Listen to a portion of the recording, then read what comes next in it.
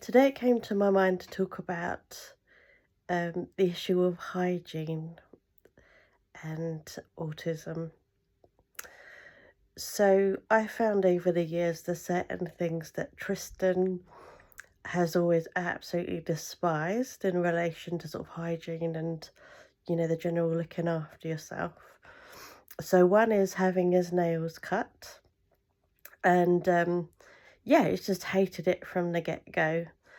So when he was little, I used to be able to, hold him and basically get him to allow me to cut his nails. But as he's gotten bigger, of course, that's completely impossible. And so now his nails do grow really long. And, a lot of the time it's just a balance between his life being as happy and calm as possible and his quality of life being good. And it's that balance, isn't it, between, okay, it would look better if his nails were shorter, but how important is it? Um, so you sort of have to constantly balance these things up one against the other.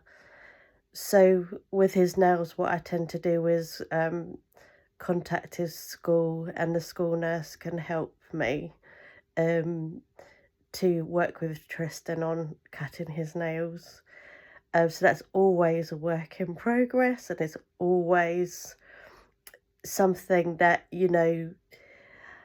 I suppose the world would regard as something that he should be doing, but it's just really, really hard to get him to do it. So there's that. There's his hair as well. So Tristan's got afro hair. I've got some lovely, lovely products for his hair. And over the years, he's been keen on changing the style and all sorts of things. But actually, when it's come to the maintenance of it, the care, the washing, putting in oils, the combing it, all of those things, he finds every one of those steps difficult. So again, that's something that I have to be mindful of, when's a good timing around those things. And any one of those things we have to build up to. So yeah, even the barbers, that has taken years and years of taking him somewhere. Often I'll try and identify someone who's lovely and calm to work with Tristan. Um, but it's taken really long. I remember times when he was sitting in the barber's chair, the barber's literally just gone, just taken off a little bit, and then he's just got up and walked off with just a stripe out of his hair. Um, so that's just taken, yeah, years and years to help him to sort of gain that understanding, manage his feelings of anxiety. And for me, I have to work with the barber, talk to them, help them feel confident about working with Tristan, help them to know how to communicate with him. So it feels like I have to sort of do a bit of coaching on both sides to get a good outcome with that. Um, so there's that. There's bathing as well. He actually loves water, loves bathing, but has to be really, really encouraged about sort of washing the areas you should wash when you have a bath or shower, and his neck and the folds in his skin, all that stuff. I have to really, really say, look, you need to do that.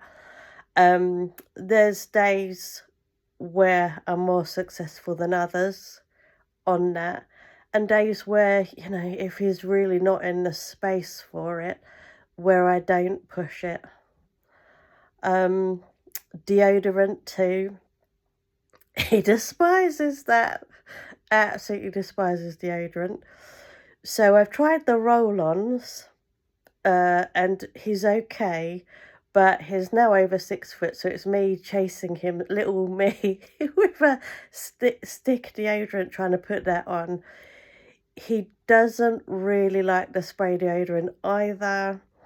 Um, yeah, he finds that sort of quite cold and shocking, and again takes quite a lot of encouragement to put it on. And whenever I get him to put it on, he's very, very conservative with how much he uses. He does like the smallest ever spray you can imagine. Teeth brushing too. I've tried all sorts of things. So recently I've got this toothpaste that looks really, really beautiful. Like it's a type of toothpaste that fairies should use. It's like it looks all sparkly, but he prefers to eat it than he does to actually use it properly for brushing his teeth. Again, that's something that I have to really encourage him with. And he's okay at brushing his teeth, but he tends to do it really, really hard and sort of miss areas. So again, it's just a lot of focus, encouragement, um, really saying, well done for doing it. At times, I've actually brushed my teeth at the same time as he does in the hope that he'll sort of copy what I'm doing.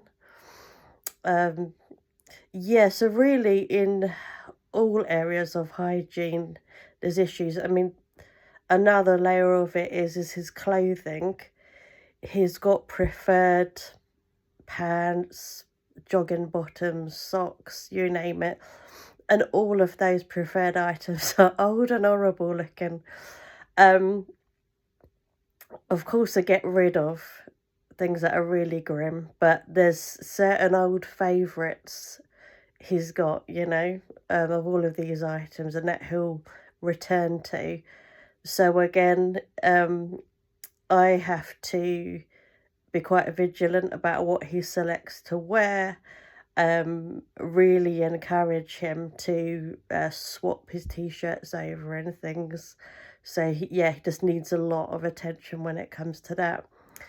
Yeah, so all in all, the sort of maintenance of his personal appearance and hygiene is just everyday work, just to maintain something that looks okay. But I can tell you, and I'm sure every parent of an autistic child will tell you, what you see, a lot of effort has gone into that. It might not always look like it, but yeah, can be sure it has.